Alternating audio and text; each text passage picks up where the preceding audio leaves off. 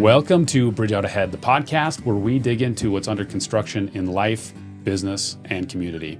Here, we're real about the journey, the progress, the setbacks, and we'd like to share the stories behind what happens and what people are doing.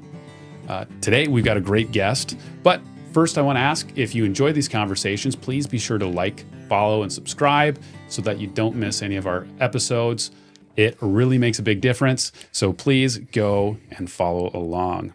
Today, we are sitting down with Alvin Goozie Hines, a mixed martial artist competing at the highest levels of his sport, including the UFC. So he's known for discipline, toughness, and the kind of intensity that, keeps borderline in control, out of control. And Alvin, thanks for joining us today. Pleasure to be here, my man. That's a good way to word it. I like that. Real quick, number one, where did you get the name Goozie? A lot of people ask me that, and they always think, "Oh man, is that your fighter name?" And I'm like, "That's what you think? That's what I chose as the fighter name, Goozie?" But it was actually when I was a little kid. I looked like Mr. Magoo, the cartoon. I don't know if you remember that. It was right before our time frame, kind of. But yeah, I looked like that. So not the cutest little kid, and it just stuck. It stuck hard. Still sticking. But yeah, that's where it came from. It's not a ring name, nothing like that. It's been with you for a long time, man, since before I can remember. That's pretty cool. And another thing I wanted to touch base real quick to tell us what MMA, UFC, these are some acronyms people may not be familiar with. Tell us about it. Yeah, I get where they're coming from. The first one I ever did a long time ago was actually in Grand Rapids. I didn't know what MMA meant either. It's mixed martial arts. So it's everything. All of them you can think of. Boxing, Muay Thai, Jiu Jitsu, wrestling, Taekwondo, karate, judo, mixed martial arts. It's all of them put together. You can use whatever fits you. And they best of the best. Whoever can mix them up the best, that's what mix MMA is. UFC is the same thing, but just a cooler name. I want to just get into, how did you start out in fighting? What's your story? Well, I wrestled in high school, and for anyone knows me, I wasn't a stud, wasn't super good. I wish I would have had that attitude I have about it now, the more grit. But I didn't. And then I didn't do it for long. Well, I did that one fight right after high school here in Grand Rapids. And then I didn't do it for a long time. And then came back and moved to Duluth, Minnesota. And I got into Jiu Jitsu there. And I didn't even know what that was. I went to the first practice. I'm like, what is this? Because that's like guys on the mat kind of thing. Yeah, it's pretty much like wrestling, except you got strangles, chokes, breaks, which made me a little bit better at wrestling. Because I wasn't great at it. But then when you can throw that stuff in there, I'm like, hey, now I'm pretty good at it. A few more tools in your belt. Yeah. A few more outs for me compared to the people that were super gifted at wrestling. And I fell in love with that, and I started competing in it all over the place. And that led to one of the coaches saying, hey, you should start punching people again. And I was like, all right. And I started doing some training, and I've only been at it for about 5 years. But I really took to it and just told myself, hey, I started late. I just got to run twice as fast to catch up. And I did. I trained and trained and trained. And that's, it just led to where I'm at today.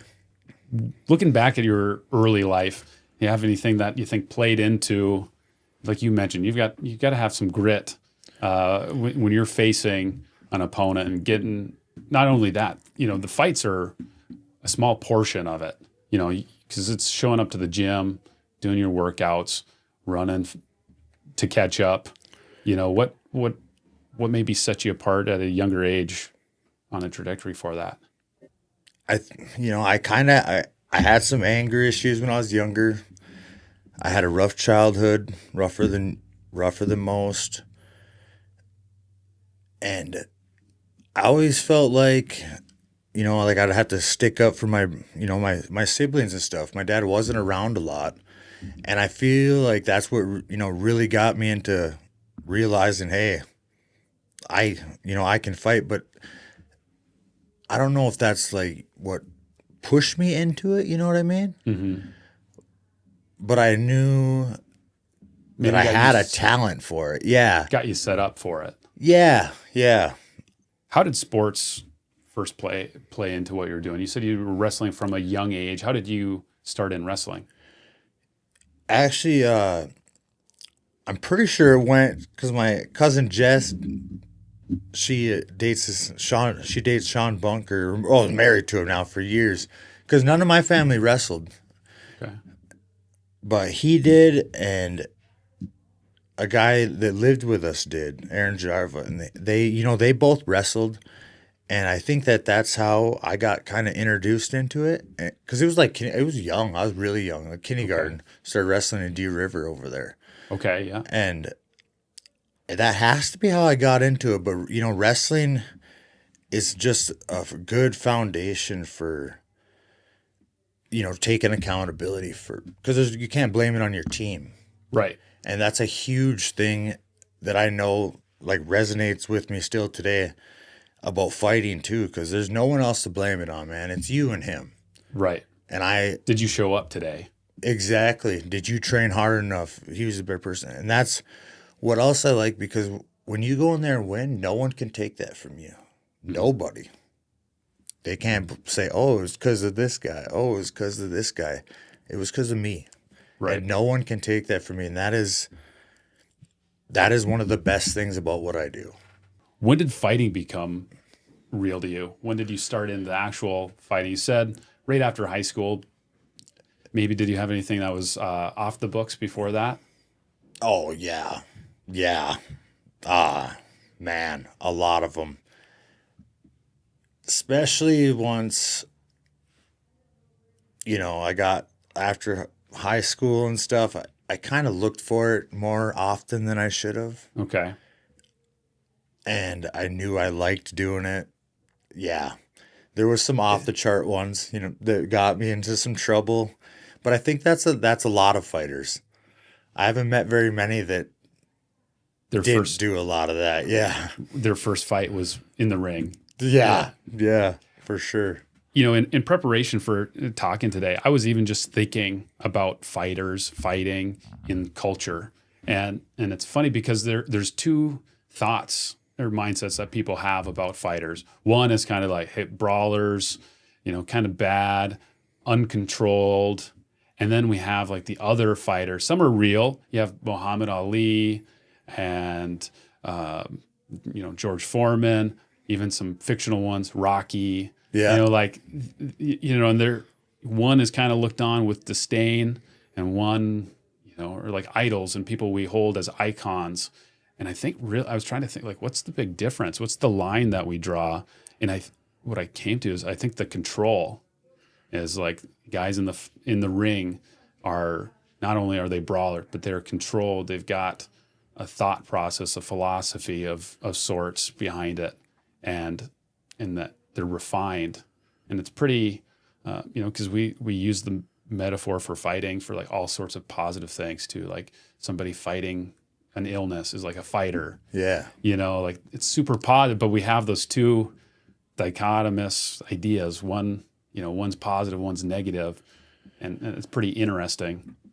And another thing I think is how people used, like once you learn how to fight, it honestly made me a better person, like settled me down to where I wasn't doing or acting out. Like if someone said some off the wall stuff to me, I used to be like, oh, really? Well, now it's just like, oh, thanks, man. I'll pray for you.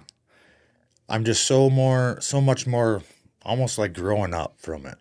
I've heard, the meek shall inherit the the world or the earth. It's like from the, Germans Jesus's Sermon on the Mount. And in that, it's not like the people who are unable to fight, those who are able to fight but don't and hold back. That's the big difference. That's what like strength and control is. Yeah, and when, guys are acting out and doing this crazy stuff as professional fighters, I think that's where people get a lot of that bad look that you were saying. Like, oh man, this guy's out of control. Sometimes it's just for money or to sell tickets or for views. But sometimes, there's guys that are just doing it, and I don't know where they get these ideas. I might have had some similar to them when I was like 18, but come on, man. You're a professional athlete now. Like, even when thoughts like that cross my mind, I remember, hey, there's kids looking up to you now.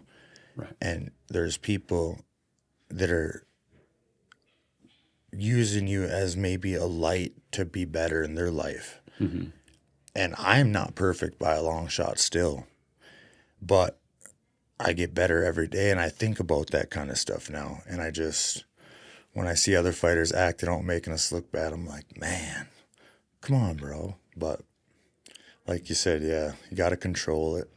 You were talking about how you were kind of getting into jiu-jitsu recreationally, or an outlet for you, and you had people telling you, hey, you should really do this. You should. What did that progression look like from, hey, I'm kind of working out, if you will, or being part of this group of people or doing jiu-jitsu, to like, hey, I'm going to make a run at doing something here? Well, another thing is that's like a lot. I don't know if a lot of people know. I've said it a few times now. I had a crippling substance abuse. And when I got into jiu-jitsu, it was, I got sober and I still had friends and everything around here, but I was lost. You know what I mean? Like, I was sober, but lost. I was doing good, but like, what do I do now? Jiu-jitsu was the thing that just, man, I think it was like God sent. Because I just kept winning at it, man. And I know I'm not like, just sitting here bragging about myself, but I did. I was like super good at it. And I really feel like that was God just putting it there in front of me, saying, hey, this is the path you should take. And then I just kept winning fights. When I started doing that, I feel like that was a huge part of what kept driving me, is because I was lost. Mm-hmm. Like, hey, man, here's the direction to check go. this out. Yeah.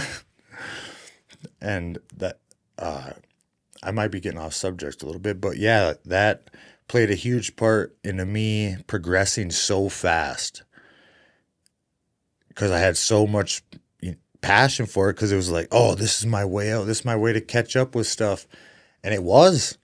And I was blessed. Not a lot of people can take that path, especially, man, the way I took it. It was like one of the longest routes ever. But jiu-jitsu was the thing to really kick it back off and give me hope. Can you tell us a little bit, if you're comfortable, about you said you're struggling with addiction. How did you overcome that? That's another one of those times where people use that fighting language, terminology, grit, working through that stuff. What was that like for you? For sure. It was a mess. I used to use stuff as an excuse. Oh, I had a bad childhood. Oh, my parents were this, so that it's genetic, rah, rah, rah. And you can't do that. As soon as I started taking responsibility, and just manning up to it, everything that I did was a choice of mine. Because it was like 5 years I suffered from meth addiction. That is horrible, and I know so many people do, but I'm living proof that there is hope, man. Because not only did I overcome it, then I overcame it, and then I became a professional athlete. Like, it's crazy. Succeeded my dreams, and I actually typed it in to ChatGPT after I went to that Speakpreneur thing I was telling you about. And because, everything that I did, I feel ashamed for a lot of stuff I did, but I can't go back and change it. And that's okay, because you can make yourself better. And I even would feel bad saying, people be like, what do you do now? I'm like, I don't know, I fight in the UFC, man.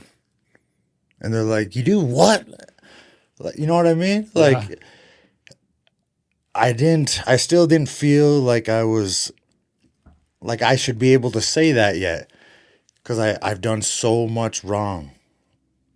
But put that aside and look at what I've done to help people makes it so much better. Right. Because I was typing it into that, and he was helping. He goes, type this in, like, overcoming your addiction. And then the age I started at, and then becoming a UFC fighter. Do you know what it was? 1 in 27 billion. Yeah. And then it said it so in regular language, so like in something I would understand, it says less than one person in the world. And I was like, that's me. Man, that is pretty cool. And that just goes to show you, man, addiction and stuff, yes, it ruined my life over and over and over. But there's hope, because it wasn't zero. It was less than one person, but it was not zero. Yeah. That's all dude, everyone's got a chance. Like you were saying too, what impact can I have? Like, I'm an MMA fighter, UFC. But for a lot of people, that's a huge inspiration, and people look up to that. And again, because it really speaks to going from obvious disorder and, you weren't disciplined, and then to like go 180 degrees the other direction, not only pulled together, but like professional athlete level discipline and action. I mean, that is really inspiring.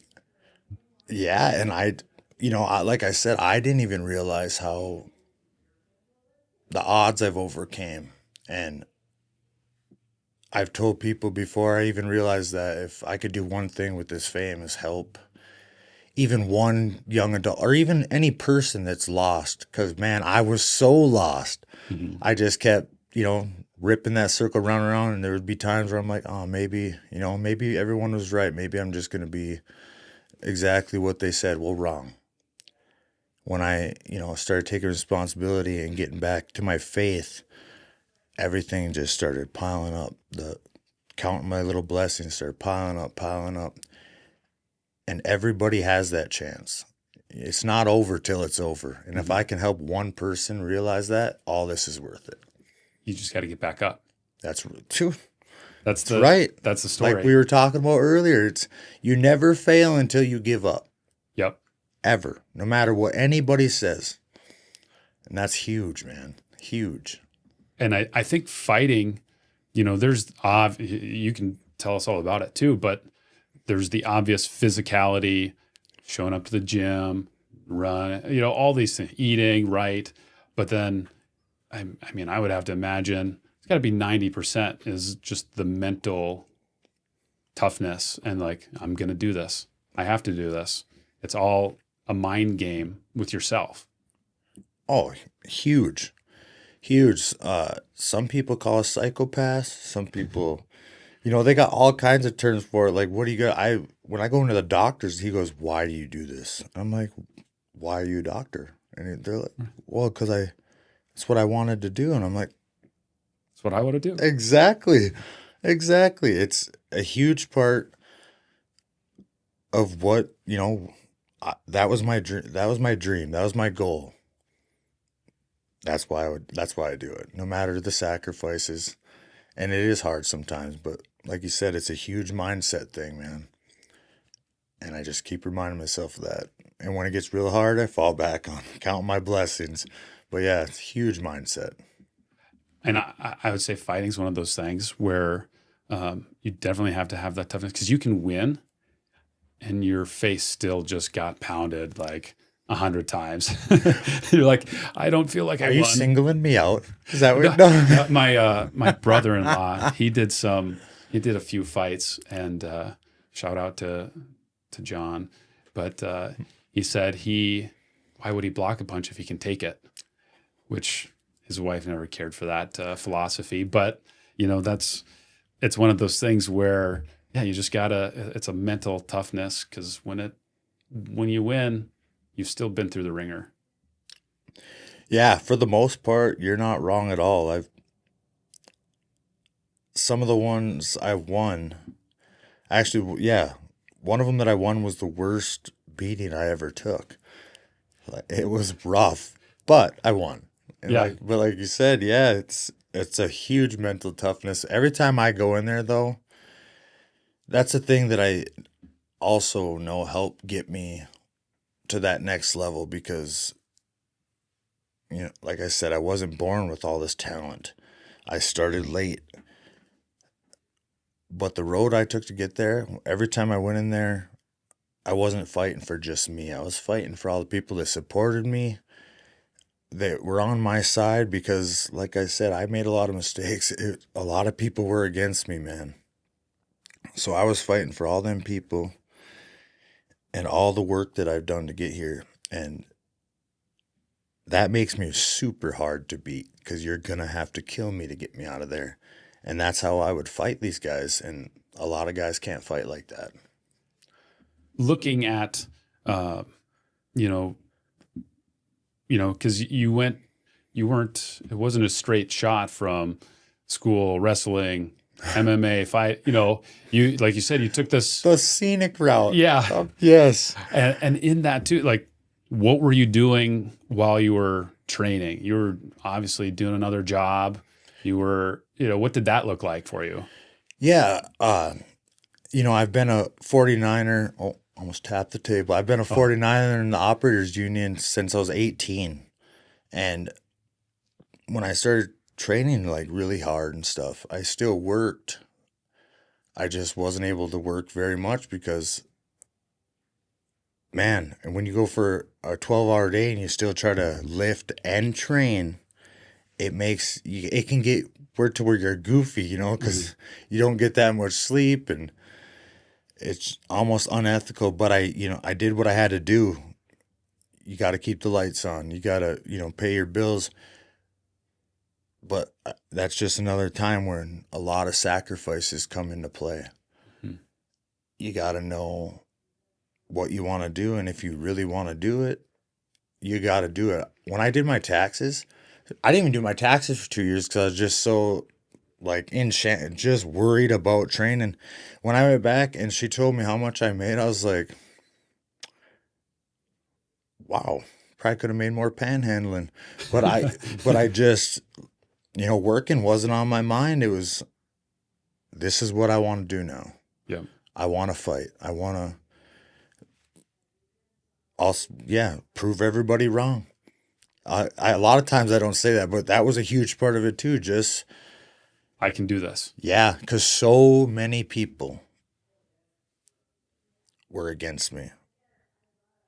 And a lot of them, I wouldn't even, they wouldn't even say it to me. I'd hear it from other people. And then they would be some of the first people to come up to me. They're like, dude, congratulations. I'm like, thanks, man. I appreciate that. Yeah. And that's huge for me, Right. Showing people that you could, like, I'm going to make this change. I'm going to make these changes. I'm going to do it. Yeah. And especially because when you're, dealing with addicts and things, there's lots of promises and broken promises. And so you had not only your own personal struggles to overcome, but your life history to show, like, no, I'm doing this. Yeah. And I actually got the chance to go to the Grand Rapids jail with the church ministry and talk to some of those guys in there. And just the look you can put in people's faces by showing them, hey, no one's perfect, man. We all make mistakes, but there's a way out. And it's not up to anyone else. It's between you and God, if you believe in God. It's between you and him. And when I realized that, and that includes taking responsibility for your own actions too. You're in there because of yourself. Mm-hmm. You got to swallow that one first. And then after that, you don't have to worry about what everyone thinks. I used to do that all the time. Oh, what are, they're going to think this, they're going to think that. Well, who cares? Mm-hmm. People are going to judge you no matter what. People are going If you to. do it, people are gonna think something. If you don't do it, people are gonna think something. Exactly. Exactly. And when, how I said that, I was sober, but I was lost. I I know a lot of people coming out of that, or like if you came from a poor family, you think about that a lot. You don't have to think about that. It's about you and what you want to do. And when you can get that mindset and you work on yourself, your life just, Changes. yes. So, like, everyone's got the same chance. Everyone's got the same 24 hours. And like we just said earlier, you never fail until you give up. Yep. I'm living proof. And it sounds like, faith has played a big role in your story as well. Yes. When did that come into play for you? Man, actually, it's from when I was a little kid. I was blessed with having that in my life right away. But during my addiction, I fell far from it. I'd only pray. I don't know how much you like talking about it on here, but I would only pray like, when it got bad, like when I got pulled over, or like when God, don't, Yeah. please don't, let If me you help off me this time. if you help me this time. Yep. Yeah. Yeah. And man, I don't do that anymore. I pray often, but faith was a huge part of it. Actually, at that seminar, I was just telling you about, a kid came out and he's like, "You fight in UFC?" I said, "Yeah, man, I do." And, he came from a good family. Like, he was at that event. I was like, "Man, you're on the right track," but he was still worried about stuff. And I was like, "Well, man, do you believe, do you got faith? Do you believe in God is what I'm getting at? Because at school and stuff, it's a touchy subject and he's younger. I just don't like overstepping people's boundaries." But anyways, he goes, "Yeah." And I was like, "Well, I'm telling you right now, whenever it gets rough, I would just pray some and count my blessings." And that helped me through a lot of stuff. I was like, "But you're on the right track, buddy." He goes, "Well, what part of your success did faith play?" And I'm like, "I don't know how to tell you that one. Unless you got like a day or two." Because it Yeah. played everything, actually. Right. Like every little part, whether I noticed it or not, like he had a hand in it, man. Because, like I said, 1 in 27 billion, I think that was my faith. Yeah. Because there was a lot of times that I was like, this ain't for me. Maybe everybody's right. Uh, I, this has all been a big waste of my time. People never see those times when you're absolutely broken. Mm-hmm. And I would go, was my only fallback, man. That a lot of times that's who I had left. And that's what got me where I'm at today. And it's a really powerful testimony as well. Absolutely. And a lot of hard work. Don't let me just, don't Yeah. think that just fixes it all. Because whether you're struggling for greatness or you're struggling for the bad, I've done both. And I'll pick struggling for greatness every time. But it's never going to be easy. Yeah. You pray like it all depends on God and work like it all depends on you. I like that. That's I like that a lot. Yeah. So you got to do both. Man, that was good. That's that's one to keep in mind. Like when you're doing your workout, like, okay, this is my part. God, I'm trusting you, but I'll do my part now. I'm gonna steal that, just so you know. Yeah, All right, good. Yeah, Good. that'll be a good thing to have bouncing around your brain in the gym. Like, okay, I got to lift this. I got to roll around on this mat and get this done because this is my part. I like that. I like that a lot. What were the actual steps? What were the steps you had to take from, okay, I'm good at this.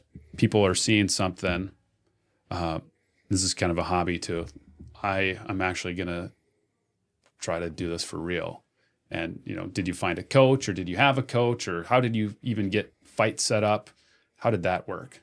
Yeah, I had some coaches, and that stuff fell into place, but it was never, I never waited until the right time. Because that was another thing that finally set in. There's never going to be the perfect time. Right. It's just right now. I'd say when I really took to it, it was right after I got out of a relationship. And it was around my first pro fight too. When I did my first pro fight, it was still kind of like, oh, hobbyist. Yeah. People are like, that is a weird hobby, man. But anyways, yeah. And then, I was like, I'm pretty good at it. And then the relationship ended. I'm like, I'm going to give this a shot. I'm going to try to make a run at this. Yeah. And that's when it really turned up. And that, like I said about never stop being grateful and just taking action. I got blessed. There was a lot of times where I was told no or got let down. Stuff didn't work out. Of course, kept going though. And that blessed me with great coaches, great people in my life that helped me get to where I'm at today. It wasn't an easy step. It wasn't a couple steps. It was many steps, many falls, many times getting up, trials and error until I got, the right people around me. So what was it like from going to, because there's pro, Yeah. and you're in smaller circuits and getting some fights in, but then to go from that to the level you're at now, what did that look like? How many fights did you do? How do you move up in that sphere, in that world? That a little bit is also about being around the right people, being in the right organization. That was another way I was blessed. You want to be around people that have done it. How does that saying go? If you hang around 10 winners, you'll be the 11th winner. If you hang around 10 losers, you'll be the 11th loser. Might be the biggest one. Yeah, I am a huge believer in that saying. And I mean with anything you're trying to accomplish. But you gotta have the work put in. You gotta have the wins. I was at 7-0 with only one that went to decision, and that's a super good record. Yeah. And didn't know if I was gonna get the call. You know what? I don't know a whole bunch about it. My teammates and stuff would tell me, "Man, you're right there. You're right there." And then it was so much to get to that. It was so much work, so much sacrifices. And then if you lose one fight, man, you're set back. You could be set back years losing one fight. And the stress that puts on you is awesome. Oh, man. There's no take two. Let me try it again. This is it. Yeah, I mean, it's a cutthroat business. It really is. Well, and you're racing time just because of age and physicality as well, and the right timing. There's a lot of things that play into it, and even going back to, you inherently, in order to keep going, you kind of have to go up against somebody better than you. You're always, that's how you keep progressing upwards. Is okay, this is going to be a harder fight. I got to step it up, because it's not I'm just going to fight these easy guys and make a go of it. That's not how it works. When you're young and have time, you can do stuff like that, I guess. But my manager, he just stopped calling me, because he would call and ask me, "Hey, do you want to fight this guy?" And I said, "Hey, listen, I'm 30-something years old. I don't have time for dumb questions. Yeah. Line these guys up. because I'm either going to win or I'm going to lose. And my money's on me, baby. I Yeah. was like, I don't have time. Oh, we've got to go now. I've only got so much time and I can only take so many punches. That's right. I got to get them done now. Yep. Line the bodies up because I'm ready to go, baby. Yeah. Yeah. That's how it was with me. And I've never said no to a fight because I didn't have the time to. Right. And it's hard to find heavyweights as it is. But it worked out, man. So what was it like when you got the call from UFC? Tell us about that. Let me tell you actually right before that. Perfect. So like I said, I was 7-0. Everyone's like, oh man, you're waiting for the call. My manager calls me. We were supposed to have a conference call, but then he calls me and says, I got some bad news. And I'm like, perfect. I love bad news. Yeah. That's just the way I approach things now. Bad news, good deal. Let's go. Let's hear it. You're too old for the Contender Series for the UFC. And I'm like, you're lying. What I thought right away. I've had, so much stuff go wrong in my life. It's hard for me to believe people. I'm like, yeah, whatever. You're lying, man. I went down to Arizona, got hooked up with some really good people down there, and told him, he goes, he might be lying. And I'm like, man, I think so too.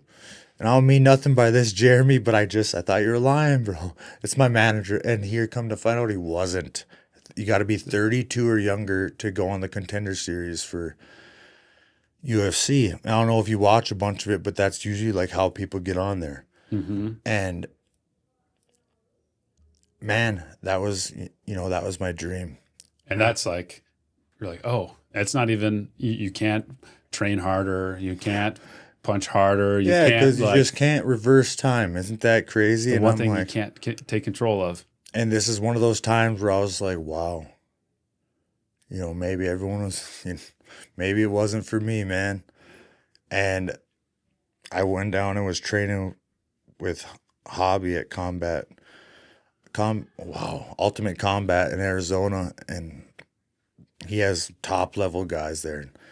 Shout out to those guys because I wouldn't have even been in shape for this fight. But I was down there and, grinding it out with them. And I was driving back. We drove however far from Arizona, 20-something hours. And Jeremy called me and he's talking. I wasn't even really listening, man, because, I was bummed out. You're already like, I was, I told him, he goes, well, just stay in shape for a short notice fight. Man, staying in shape does not pay your bills. Well, staying in shape or, waiting for a maybe fight does not pay your bills, does not get you health insurance, does not. It's not necessarily it's a maybe. Fun. I was going to say, I don't know if it looks fun even. Well, yeah, and that isn't like, in my head, I'm like, I can't work no matter what I do. It's not on me at all. You know what I'm saying? Mm-hmm. And I'm like, well, where am I at on the maybe list? Couldn't really get that answer either. And I just told him flat out, I was like, I wasted a lot of my life with these other things that I shouldn't have been doing. Clearly, my fault. But I wasted a lot of time on that. And my goal was to be in the UFC and make a run and be the best I could in the UFC. No other options. If I'm not going to do that, I'm going to move on to my next goals. And that's what I was about to tell him, right? Like, I was just pretty much waiting for him to get done talking. And then at the end, he goes, so what do you think? And I'm like, about what? And he goes, do you want to fight in the UFC or not? And I'm like, bro, you could have led with that. I don't know if he even remembers this call because it was like late at night. And I said, well, yeah. Uh-huh. Oh, okay, I'll call you tomorrow. Hangs up. And I'm like, I just turned the radio back up. My girlfriend goes, like, what happened? Yeah, my girlfriend goes, are you not excited? And I turned it down for a second. I was like, I don't believe nobody. And I turned it back up. And then the next day, a girl calls me and she goes, I'm such and such. I work for the UFC. I'm going to be emailing you a bunch of stuff. And I'm like, well, maybe. All right. Maybe he was telling the truth. Well, that would be a weird thing to do to push a joke that far or lie. And then it started to set in. And I'm like, I made it. I made it, man. But there was so much test, like brain scans and Oh, heart scans, so much stuff. And I've just learned not to get, you know, expect the worst, and you're never, yep. when it's not in my control, I expect the worst. When it's in my control, I expect the best because, that's me. But those are the kind of things where it's not really in your hands. So it was still until all that stuff cleared, which was right up to it almost. Well, and you didn't even have that much time before the fight, No, like let alone. when it was like when I signed the contract, I only had 12 days left. Yeah, that's pretty short Right? notice. And then they tell me who it is, and he was a 2-time world champion, glory kickboxer. I'm like, good deal. This will be fun. So he can be beat, is what you're saying.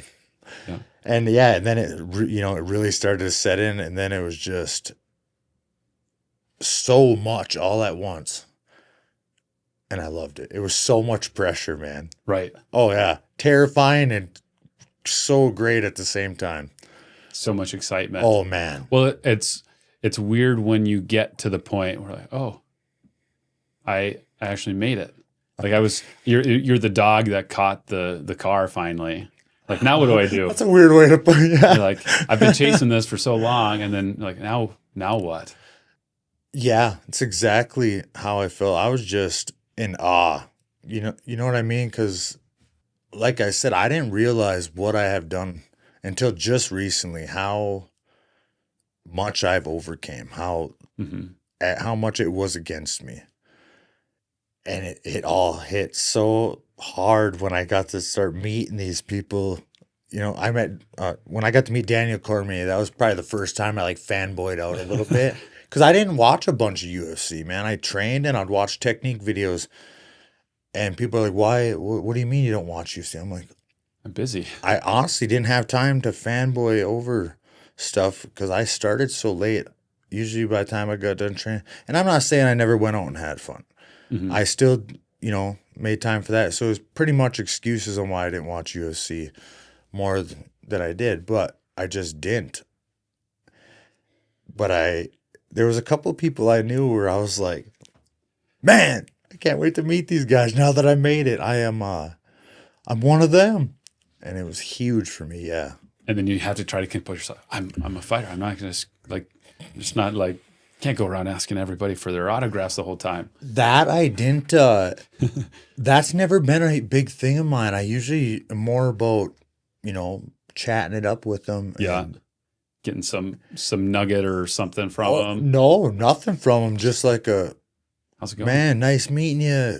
Pick their brain a little bit about stuff. And then I forget to even get pictures with them or anything. I'm like, darn it. But I've got a couple good ones. Yeah, that's pretty fun. Yeah. After you got the fight all lined up, what were those 12 days like? Or maybe the last couple of days leading up to it? A lot of mixed feelings, actually. Like, okay, man, I don't, this is it. This is the test. And then when they told me about, because I didn't even know what International Fight Week was, never even heard of it. Huge deal. Yeah. No one tells me. And then when I looked at a video from the year before International Fight, I'm like, that is a lot of people. It's a big deal. About time. No, I was kidding. I had a really good fan base, but this is like next level. Oh yeah. Big time. It was a lot of mixed feelings, and it was I just knew that I had to get to the cage.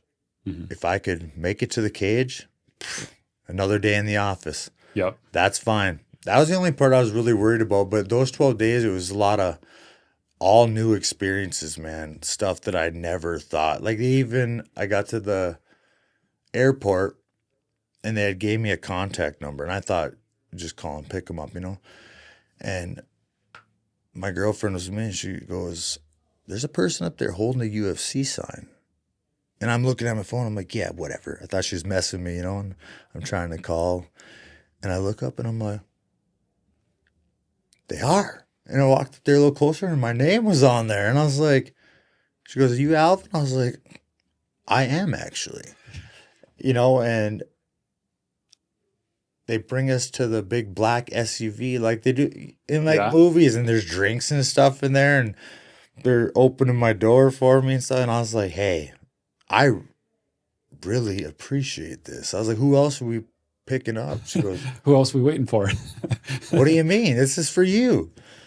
And dude, it's the little, the little things like that. It blows my mind. Surreal. Yes, dude, very much. Well, and people catching this, like we're in northern Minnesota, there probably aren't very many of those vehicles up here even, let alone any that are picking us up. Like Deer River, Grand Rapids, like where we're at, it's not like that at all. So that's like a different world. 100%. And she's all, do you want to? It was a girl driving, and they're in all the black tie and suit and stuff. And I'm like, yeah, can we stop at Target? And she's getting out and she's running to open the doors. And I was like, hey, I just want to tell you how much I appreciate, but I go, like at home, I go to work just like you. And I know there's days you don't want to go to work. And I appreciate that. And she goes, I was like, you don't have to get my door. She goes, oh, it's part of the job. And I was like, oh, no, I know that. And how about this one? I was like, how about you get my girlfriend's door so I don't have to, and I'll get mine. And she's trying to grab my one Target bag. Man, I'm like, hey, I appreciate you, but I got it. And she goes, I don't know what's up with professional athletes. Some of them are just snub-nosed, but more often than not, fighters are the nicest ones I pick up.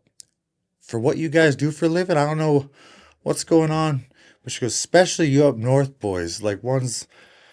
And I was like, do you even know what up north is? And I was like, I'm from northern Minnesota. She goes, yeah, I figure you're from out. I could hear it in your voice. Yeah. And she goes, I really appreciate you guys. And I was like, no, I appreciate you. I was like, this is crazy. And that's like a very Minnesotan interaction. No, like, oh, thank you. No, thank you. Yeah, for sure.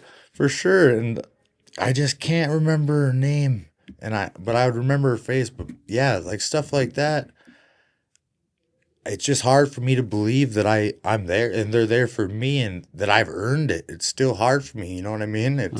But man, blessed, dude. Very blessed. And that's just one of the things in that whole week. I did stuff for a video game where they hook this stuff to you and you move around.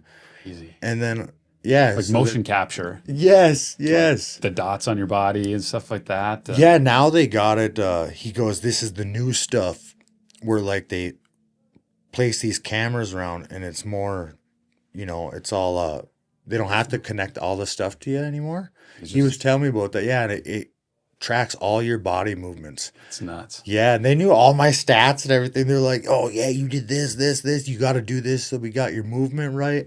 And I'm like, this for a video game? They're like, yeah, have you played it? I'm like, no, I haven't, but this is sweet, man. Yeah. So you're in a video game now? Soon. I think I got to win one or two more, which I will. And then I'll be in the video game. Yeah. That's crazy. Yeah. So, okay. Now, you hours before the fight, what's going on? I act like I'm super laid back. I'm always smiling no matter what. Like, that's just, like I said, I'm so blessed. And that helps me a lot, but it is probably, it's a feeling that you can't buy. Mm-hmm. It's so good and so bad at the same time. More good than bad, but a huge, I don't want to let my people down. Mm. You know what I'm saying? Yep. And I don't know if that's like maybe I should be more caring about my feelings or what, but what I've been doing has been working, has gotten me to where I am today. And that's what I fight for. And that's where the most of the stress comes from, is I don't want to let my people down. Right. And that's all that filters through my mind and my game plan of how I'm going to beat this guy. Those two things over and over and over and over and over and over. For hours until the fight, man. And then what's it like walking through that crowd? That one was a little different. I don't know if you ever watched videos of the ones in Minnesota. Like the man, Grand Rapids, I gotta give a shout out to you guys because it's like when Texas or a town in Texas plays football. There were so many people from this town here there, and so many 49 and just so many fans in general. They would light it up, and that was huge. But walking out in Vegas, I was like, whoa. It's a different scale. I just kept looking at the camera, man, because I looked away a couple times and I'm like, huh. And I got a little bit of a stomach ache. And then, like I said, the second I got into the cage and door closed, Went silent. I could hear him breathing and I could hear my coaches. Yeah. Yeah. And then that's when it's go time. Yeah, makes the hair stand up on my arm. Man, I get into it. I think everyone knows it didn't go the way I wanted it to go.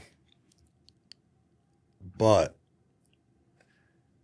almost everybody on the internet, except for my original fans, so I'm talking like most of the other world, because so many people watch UFC. Mm-hmm. And I even had my buddies and stuff sending me, my own mother even sending me, do you see what they're saying this guy's going to do? I don't care. You know what I mean? My money's on me every time, man. Yep. Like I said, and all those things make me really hard to beat. And he found that out. It was rough. He was really good at striking. One of the best ones I've ever faced. That's probably why he was a world champion kickbox a couple times. Why I kickboxed him, I don't know. I had a plan. It didn't work, and I didn't stick to it, and that haunts me. Because I actually went and watched him fight, and a guy fought him exactly how I wanted to, took him down, and made it look really, once he got on the ground, it made it look really easy. And no disrespect to the Deniz, the guy I fought. That ain't what I'm saying. He was the better man that day he beat me, but I should have just stuck to my game plan, and that haunts me. But I know that I went in there, and I fought, like it was me or him walking out of there. Yep. And I must have did something right because they gave me a 4-fight contract. Not only that, they came I was already on my way to the hospital, but they came into the hospital and grabbed my coach, Billy, and they're like, where's Alvin at? And he's like, why? And he goes, because that's how you fight if you want to come back to the UFC. Yep. At the end, everyone was disappointed for you. But I remember like everyone was like unanimously, that was really good. Man, in the third round, he hit me and I like laughed it off, right? And when he saw me like laugh it off, he went like almost feminine. And it makes the hair stand up on my arms and everything, man. Because if you could have heard it, and I could see the look in his eyes, it was a disappointment. Fading. I could smell blood in the water, and I could hear my coach yelling, "He's gassed. He's gassed. Goozie, stay on him." And I hit him with a 3, boom, boom, boom, boom, and he just let me. And I'm like, and when I went to go jab him, that's when I poked his eye and stuff, and that's a bummer because that played a huge part in it. But I did something in one of the biggest cameras they had up there when he was when they were checking on his eye or whatever, getting him the timeout. I went up to the camera and I was like, I don't know. Looks pretty tired to me. Who's not tired? The new guy. And there was blood spraying on the camera. I remember a chunk of blood landing on the screen. And when I walked away, I was like, wow, that was really cool. Man, that was really cool. And now nobody can find it. Like, They never showed it. Nobody can find it. But it runs in your head. That was rerun in your head all the time. Man, that was this. I should have did a cartwheel or something. I can't really backflip yet, but it's coming. But I should have did a cartwheel or something to let them know, hey, I'm saying stuff to the camera. Yeah. But that was probably the second biggest letdown, other than losing, is them not showing that, because I knew that I went out there and I put it on, and man, he knows too that I know he knows that it was close. Like that eye poke could have made the difference. It could have not. But either way, he was the better man.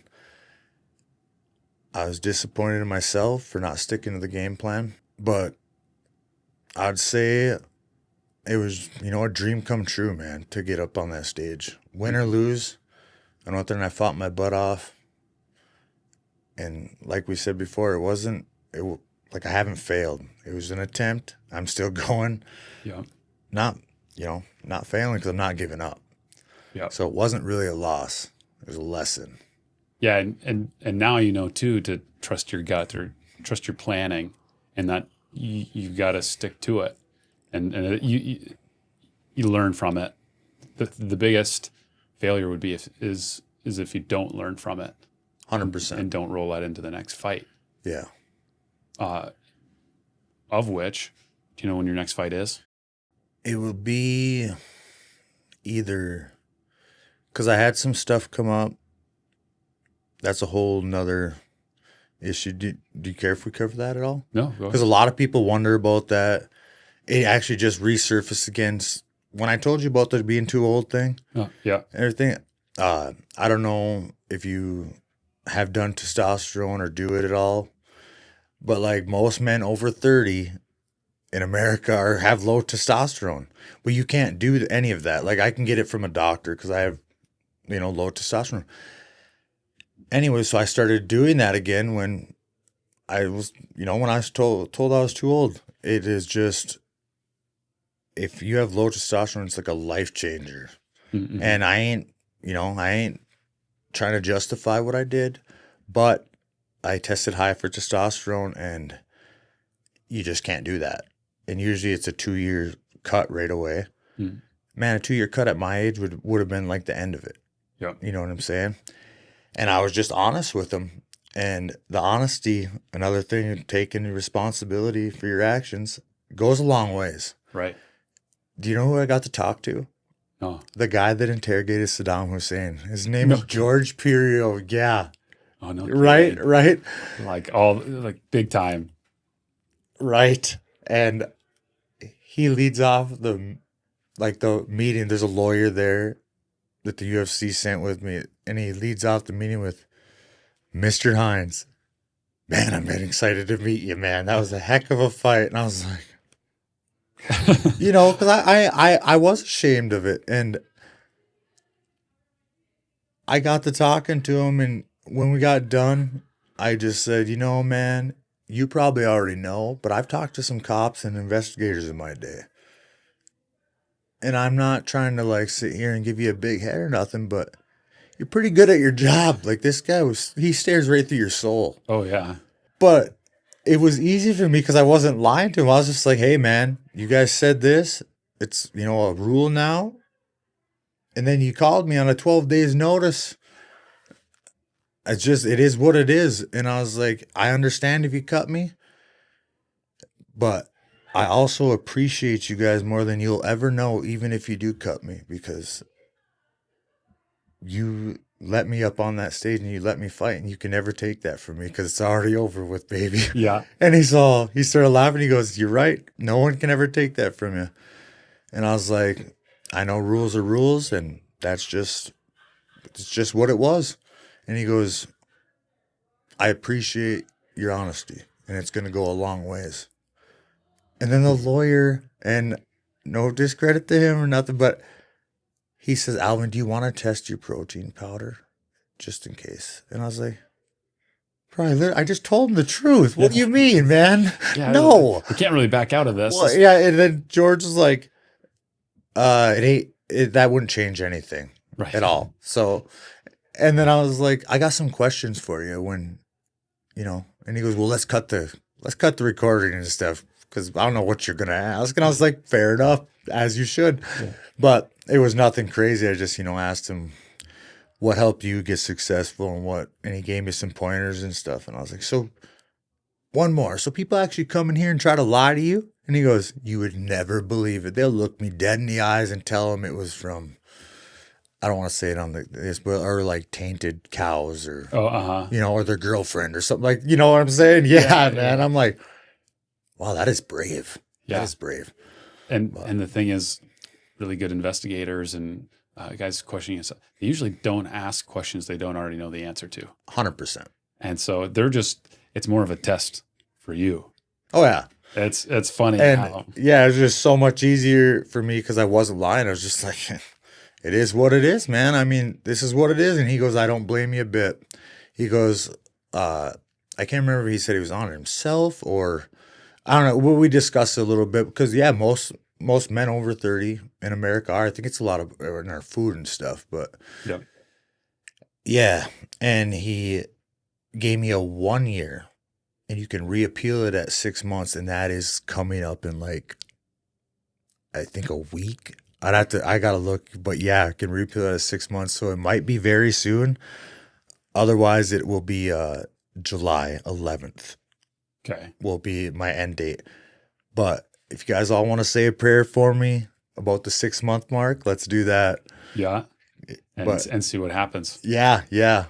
And because they're cutting people right now just because of boring fights. Mm. So They could have cut me very easily. I'm older. People call me Unk. All the old other fighters be like, hey, Unk, boy, what, Unk? But yeah, they had so many reasons to cut me, but that's just another blessing, man. Mm-hmm.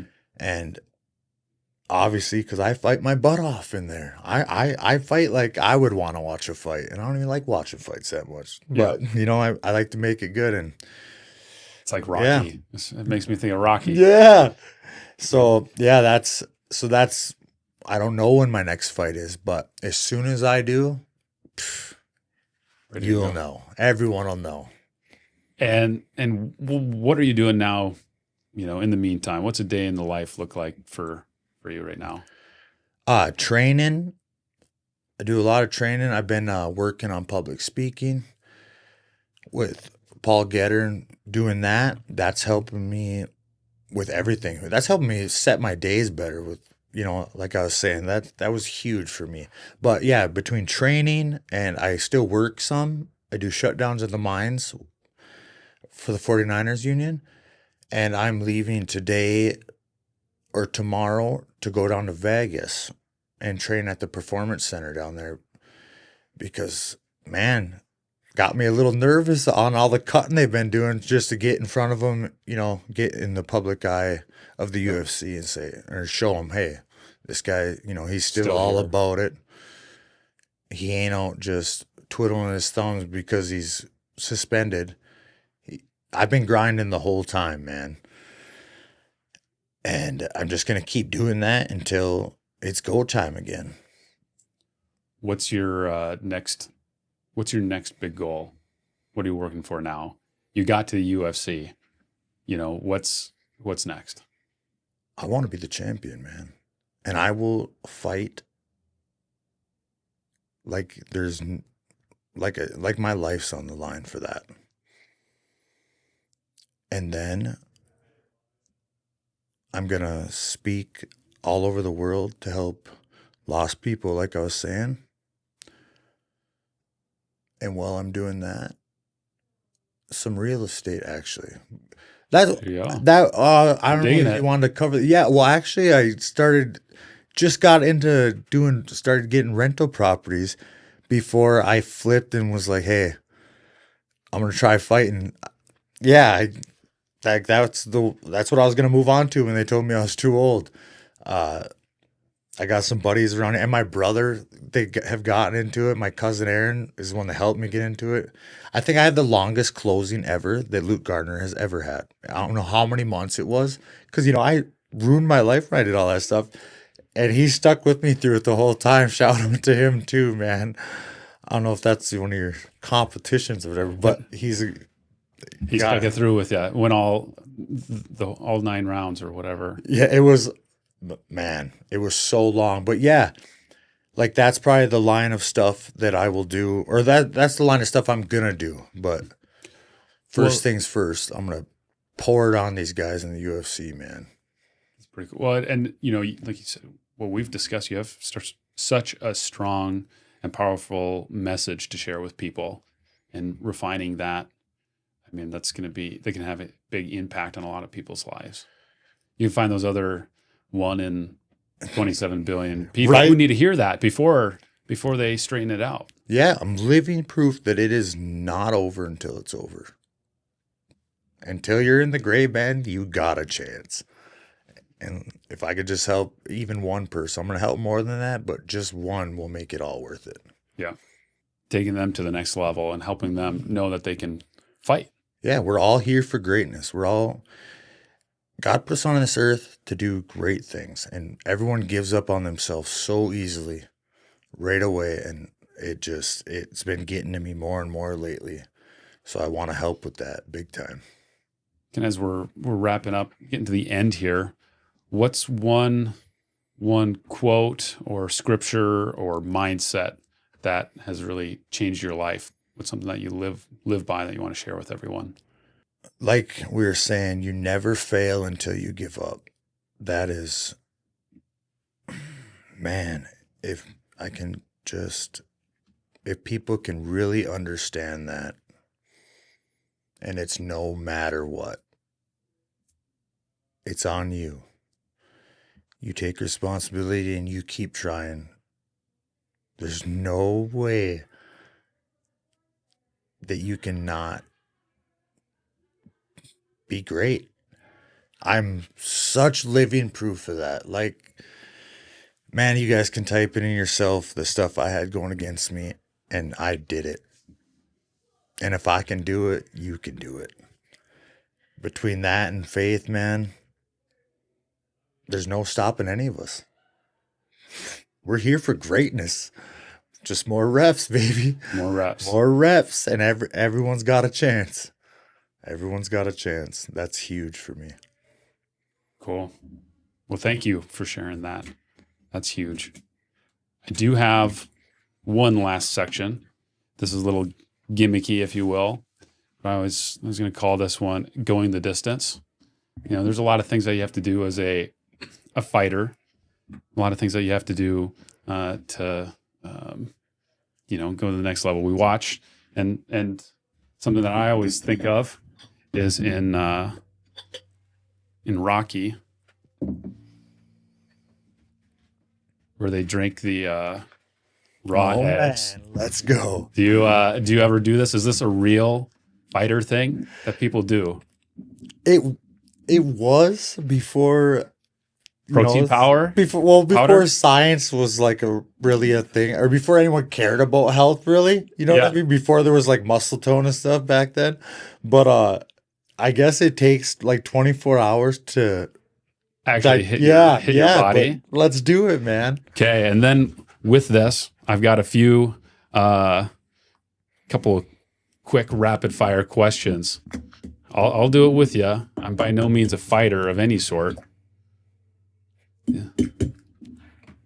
How many do you want to do? Oh, one. You got carpet in here. Well, first question. What is the hardest part about walking towards the cage? Depends on how big the crowd is. What thought do you repeat to yourself right before the door closes behind you? I've worked for this. It's me or him. What does getting back up mean to you? Everything in the world. What's one fear that you've learned to respect but not let it overcome you? The things that didn't work out. What's the moment in a fight where you know who you really are? The whole fight. Who's one fighter who inspires you the most and why? John Jones, because he is the best in the world, and I know he's done some wrong things, but we all have, and he took time to stop and be an actual, he drilled with us in the hallway of a hotel on the carpet for like an hour. He didn't have to do that, and this was in my amateur career. Just little stuff like that goes a long ways with me, man. Yeah, pouring back in. What's your definition of a dangerous man? Myself. What's the lesson that fighting has taught you that the rest of the world needs to learn? You get what you put into it. And lastly, how do you want people to remember you, not just as a fighter, but as a person? A man that has overcame all discrediting odds against him, completely changed his life, and is still willing to help others that are trying to take that same road, and always smiling. All right, that's all I got for you. Love it. Here we go. And it's not good. You know, It's not that great. It ain't. They make it look way better. Yeah, it's not. It's, well, we did it. This episode of Bridge Out Ahead is brought to you by Legacy Bridge Real Estate, brokered by Grand Properties. At Legacy Bridge, we believe real estate is one of the most powerful ways to build wealth. More importantly, to build your legacy. Whether you're buying your first home, selling a property, or looking to invest, our trusted team is here to walk with you every step of the way. Legacy Bridge Real Estate, where legacies begin. Today's theme music is We're Making Good Time by Jed LaPlante. Thanks for joining us today. And remember, no matter the detour you encounter, the road ahead is still yours to build. I'm Bridger Hopkins, and this is Bridge Out Ahead.